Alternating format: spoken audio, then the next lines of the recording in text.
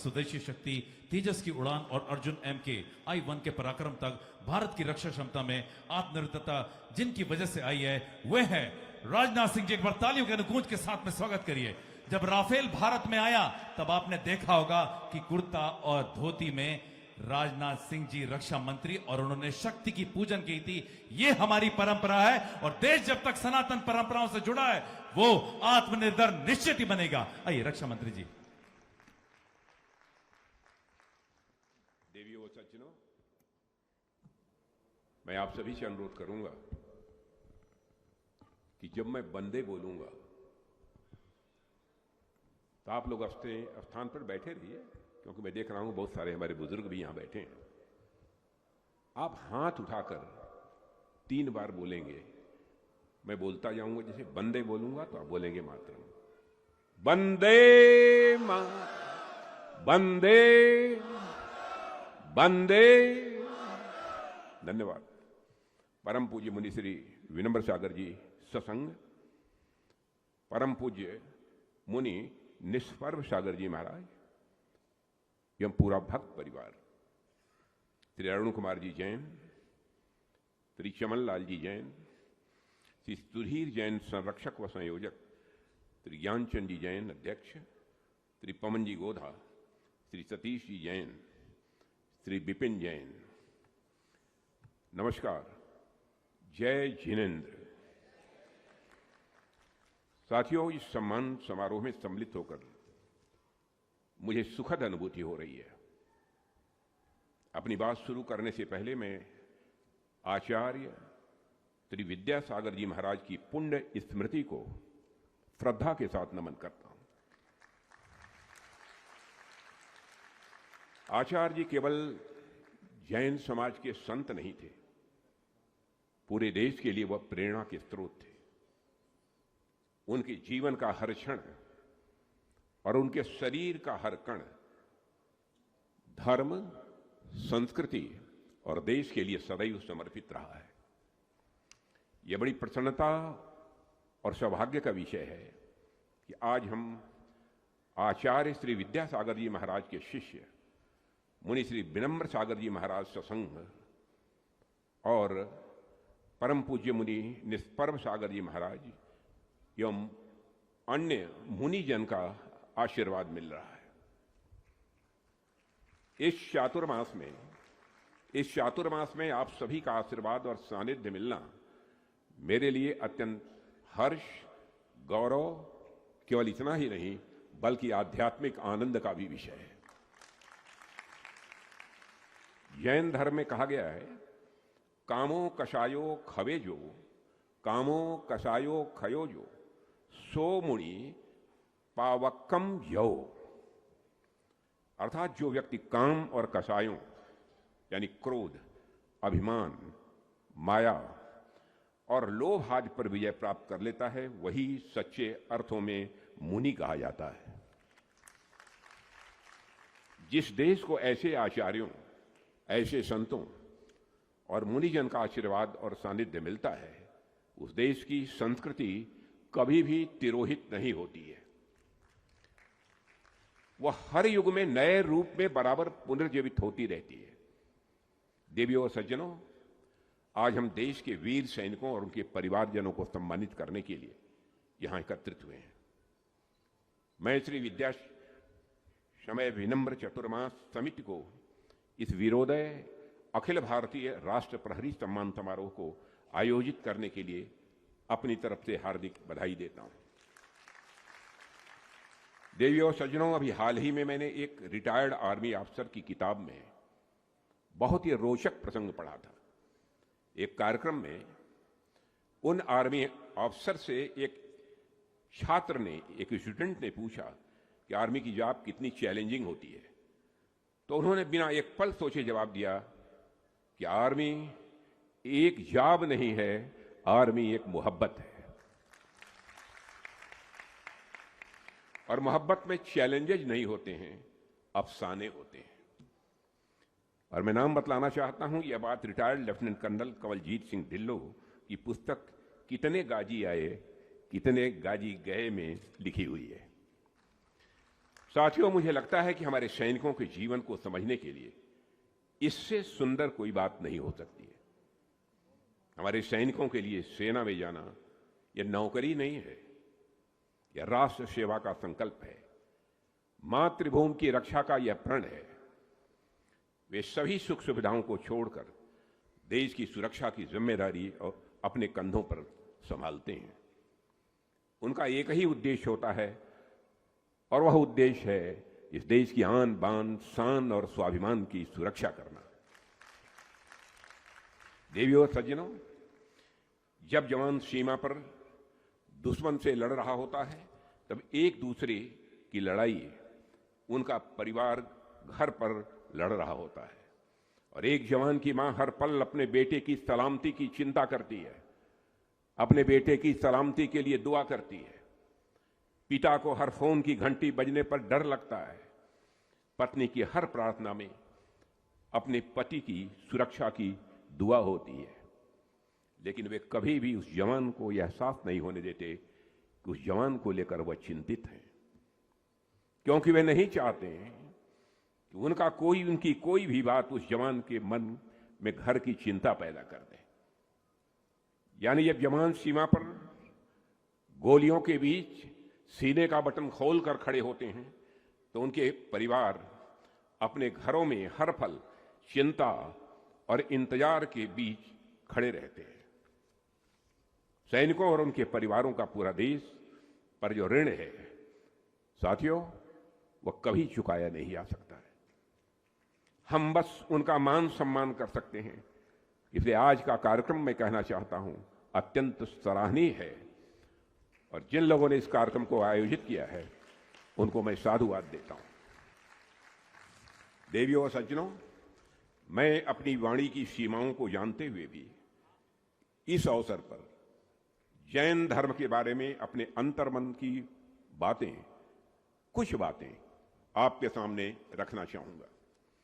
जैन धर्म के पूज्य मुनियों और विद्वानों के बीच जैन दर्शन पर बोलने का मैं स्वयं को अधिकारी तो नहीं मानता हूं, फिर भी जैन धर्म की महान परंपरा से मैंने जो थोड़ा बहुत समझा है, जो बातें मेरे मन को छूती हैं और जिनसे मुझे प्रेरणा प्राप्त होती है, उन बातों को आज आप सभी के बीच साझा करने का मैं प्रयास कर रहा हूं। देवियों सज्जनों, जो शब्द के मूल में जिन शब्द है, जो शब्द के मूल में जिन शब्द है, जिन माने विजेता। विजेता वह है जो हर बुराई पर विजय प्राप्त कर ली हो। विजेता वह है जो अपनी सभी इच्छाओं पर विजय प्राप्त कर ली हो। और इस विजय को प्राप्त करने का मार्ग हमारे सभी पूजनीय जैन तीर्थकरों ने हमें दिखाया है। तीर्थकरों के बताए 3 रत्न और 5 महाव्रत यदि कोई भी व्यक्ति अपने जीवन में अपना लेता है तो उसे मोक्ष की प्राप्ति होती है। जीवन के सारे बंधनों से वह मुक्त हो जाता है, चाहे वह कर्म हो अथवा जन्म हो, चाहे अन्य कोई बंधन हो, सारे बंधनों से वह मुक्त हो जाता है। मैं कहता हूं कि इन सभी सिद्धांतों को जानना और इन सिद्धांतों को अपनाना यह बहुत बड़ी बात है। सिर्फ कुछ शुद्ध सिद्ध व्यक्ति ही यह कर पाते हैं, लेकिन जैन धर्म की 3 बातें या 3 सिद्धांत ऐसे हैं जिन्हें सही मायने में समझ लेने मात्र से दुनिया के लगभग सभी समस्याओं का समाधान हो सकता है। वे 3 सिद्धांत हैं: परस्परोपग्रहो जीवानाम का सिद्धांत, अनेकांतवाद का सिद्धांत और अप्रग्रही का सिद्धांत। पहला सिद्धांत परस्परोग्रहो जीवानाम जैन धर्म के प्रतीक चिन्ह में भी अंकित है, आप सबने देखा होगा। इसका अर्थ है कि संसार में हर चीज एक दूसरे पर आश्रित है। पेड़ पौधे, पशु पक्षी, प्रकृति और हम इंसान सब एक दूसरे पर निर्भर हैं, एक दूसरे से बंधे हुए हैं, एक दूसरे से जुड़े हुए हैं। कोई भी व्यक्ति या कोई भी जीव अकेला नहीं जी सकता है। सोचिए, अगर सभी को यह बात समझ में आ जाए तो समाज में कितना सामंजस्य स्थापित होगा। हर व्यक्ति यह समझेगा कि उसकी तरक्की दूसरों की तरक्की पर निर्भर है। हर व्यक्ति यह समझेगा कि हमारी तरक्की दूसरों की तरक्की पर निर्भर है और उसकी सुरक्षा दूसरों की सुरक्षा से अलग नहीं है, वह प्रकृति से अलग नहीं है। यही सोच परिवार में हो, समाज में हो, देश के बीच हो, तो बहुत से झगड़े शुरू होने से पहले ही समाप्त हो सकते हैं। इसी तरह जैन धर्म का दूसरा सिद्धांत अनेकांतवाद हमें सिखाता है कि सामने वाले का पॉइंट ऑफ व्यू यानी उसका दृष्टिकोण को भी हमें समझना चाहिए। हर बात को केवल अपनी नजर से मत देखो। महात्मा गांधी इस बात को समझाने के लिए अक्सर एक कथा का उल्लेख करते थे। वह कथा थी, एक बार कई नेत्रहीन लोग हाथी को छूकर महसूस करते हैं और अपने अनुभव के आधार पर बताते हैं कि हाथी कैसा होता है। जिस व्यक्ति ने हाथी के पूंछ को छुआ उसे हाथी रस्सी के जैसा लगा, और जिस व्यक्ति ने उनके सूंड को छुआ उसे हाथी की सांप से तुलना की। जिसने पैर पकड़ा उसने हाथी को वृक्ष बतलाया, पेड़ समझा। यानी सब अपने अपने अनुभव के हिसाब से बता रहे थे कि हाथी कैसा होता है। सभी के अनुभव अपने में सही थे, लेकिन किसी का भी अनुभव पूर्ण सत्य नहीं था। यही अनेकांतवाद का तत्व है, यही अनेकांतवाद का सार है कि हमारे अनुभव हमारे लिए सही हो सकते हैं, हमारे लिए सच हो सकते हैं, लेकिन जरूरी नहीं कि वह दूसरों के लिए भी सही हों और दूसरों के लिए वह सच हों। इस यथार्थ को भी हमको समझना चाहिए। इसलिए आवश्यक है कि दूसरों की बातों को भी बहुत ही गंभीरतापूर्वक सुने और उनका संदर्भ, उनका पर्सपेक्टिव भी अच्छी तरह से समझें। आज दुनिया में कई विवाद इसलिए पैदा होते हैं क्योंकि लोग दूसरों की बात को सुनना ही नहीं चाहते, केवल अपनी बात सुनाना चाहते हैं, दूसरों की बात को समझना ही नहीं चाहते। अनेकांतवाद सहनशीलता के मूल्य को बढ़ावा देता है देवियों और सज्जनों। अनेकांतवाद सहनशीलता के मूल्य को, सहनशीलता के भाव को बढ़ावा देता है। अनेकांतवाद उदारता को बढ़ाता है। और मैं अक्सर कहता हूं, मन बड़ा रखने पर ही हमें परमानंद प्राप्त होता है। मैं अध्यापक भी रहा हूं।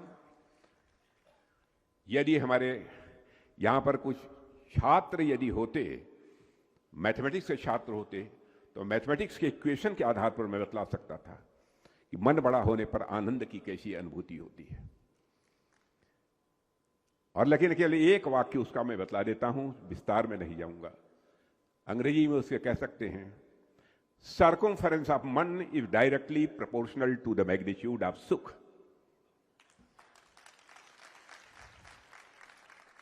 Circumference of man is directly proportional to the magnitude of Anand.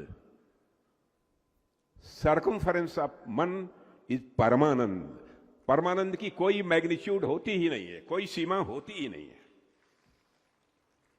मैं मानता हूं कि अनेकांतवाद का सिद्धांत हमारे मन को बड़ा बनाता है, हमें लार्ज हार्टेड बनाता है। तीसरा सिद्धांत है अपरिग्रह।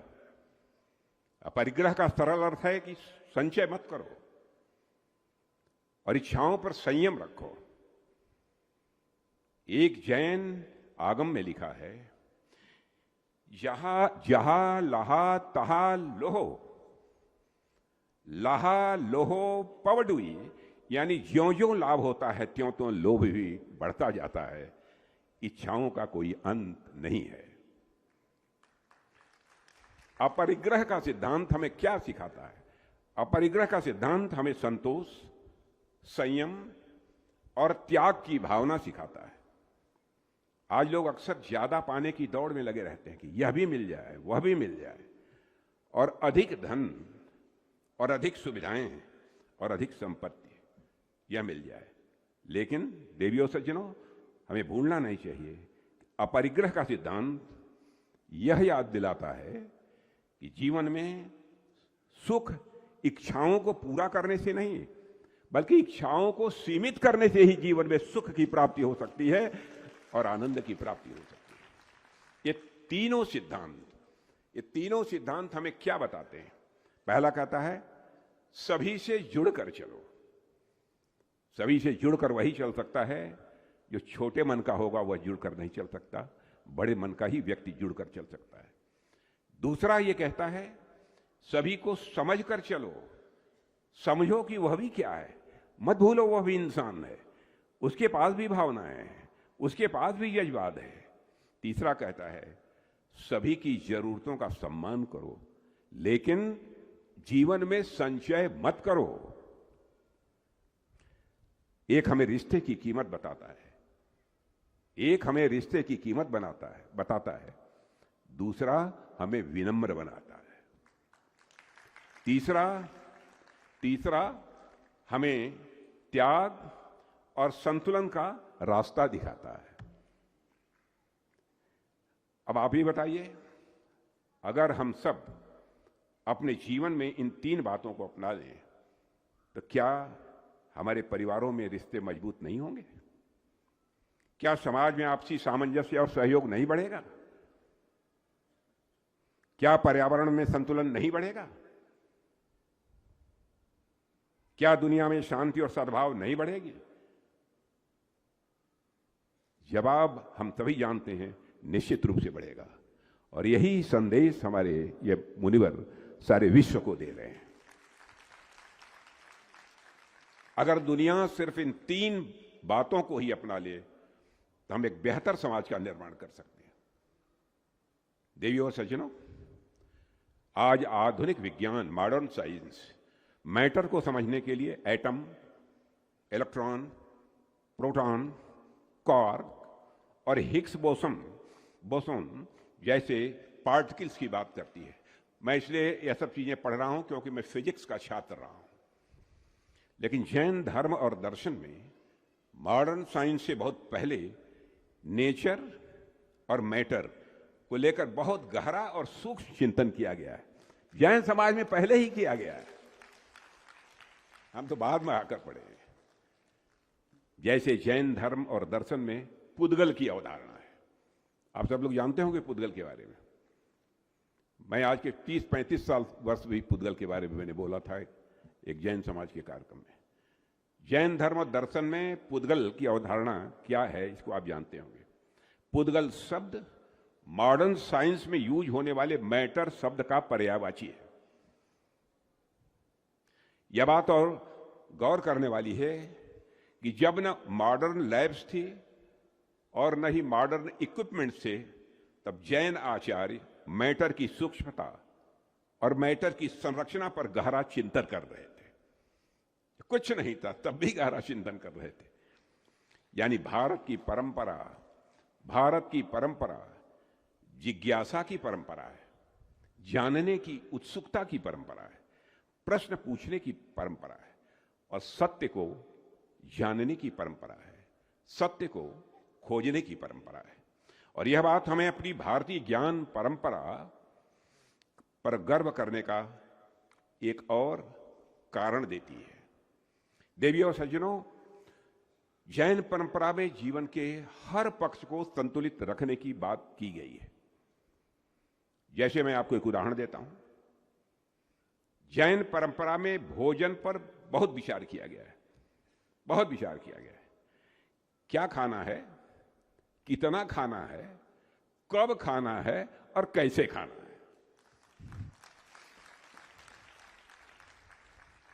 इन सभी बातों पर जैन ग्रंथों और आचार्यों ने विस्तार से बात की है। आज जब गलत खान पान, गलत जीवन शैली से जुड़ी बीमारियां तेजी से बढ़ रही हैं, तब जैन परंपरा का संयमित भोजन और अनुशासित जीवन का विचार, मैं मानता हूं, लगातार और अधिक प्रासंगिक होता जा रहा है। अगर एक शब्द में जैन धर्म को समझना हो तो वह शब्द है संपूर्ण। एक शब्द में यदि जैन धर्म को समझना है तो वह संपूर्ण, कुछ भी छूटा नहीं है। क्योंकि जैन धर्म केवल पूजा करना नहीं सिखाता है, जैन धर्म यह बताता है कि जीवन कैसे जीना है। जीवन जीने की यदि कला सीखनी है तो जैन धर्म को समझो। दूसरों के साथ कैसा व्यवहार करना है, क्या आचरण सही है, क्या आचरण गलत है, प्रकृति हर जीव के प्रति हमारा व्यवहार कैसा हो, और जीवन को सार्थक क्या चीजें बना सकती हैं, हमारा जीवन कैसे सार्थक हो सकता है, इस पर विचार करो। यानी जैन धर्म केवल धर्म नहीं है, बल्कि जीवन को समझने और सही तरीके से जीने की एक समग्र दृष्टि है, कंप्रहेंसिव नजरिया है जीवन को समझने का। देवी और सज्जनों, आचार्य श्री विद्यासागर जी महाराज का दर्शन करने का भी मुझे अवसर प्राप्त हुआ है। अभी मुनि जी उसी की चर्चा कर रहे थे मुझसे जब मैं अकेले मिला था उनसे। और आचार्य विद्यासागर जी महाराज का एक बहुत ही प्रसिद्ध महाकाव्य है, आप में से कुछ लोगों ने पढ़ा होगा, मूक माटी। मैंने भी जब पहले देखा मूक माटी, पढ़िए, वह एक बार सभी को पढ़ना चाहिए। एक बार में यदि उससे कुछ ग्राह्य नहीं कर पाते हैं तो फिर पढ़िए, फिर पढ़िए, पढ़ते रहिए जब तक कि उससे जो चीजें आपको ग्रहण करनी है वह अपने जीवन में ग्रहण न कर लें। उस महाकाव्य में आचार्य जी